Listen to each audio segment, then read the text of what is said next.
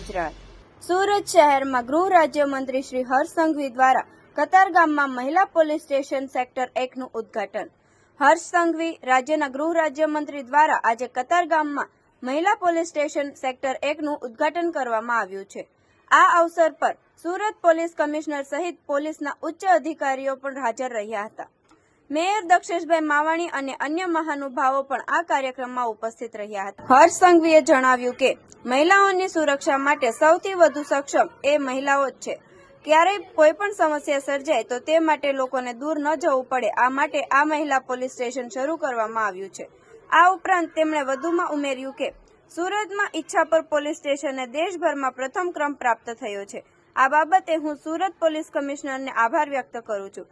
આ બાબતને ધ્યાનમાં રાખીને સુરતમાં ક્રાઇમ પેટર્નને અનુરૂપ નવા પોલીસ સ્ટેશનો શરૂ કરવામાં આવી રહ્યા છે। આથી ભલામણો નહીં પરંતુ મોડની આવશ્યકતા અને સુરક્ષા જરૂરિયાતોને આધારે આ નિર્ણય લેવાયો છે। આ કાર્યક્રમ અને નિવેદન દ્વારા રાજ્યમંત્રી હર્ષ સંઘવી અને અન્યોના પ્રયત્નો મહિલાઓની સુરક્ષા સુનિશ્ચિત કરવા માટે સ્પષ્ટ દ્રષ્ટિ પ્રદાન કરે છે।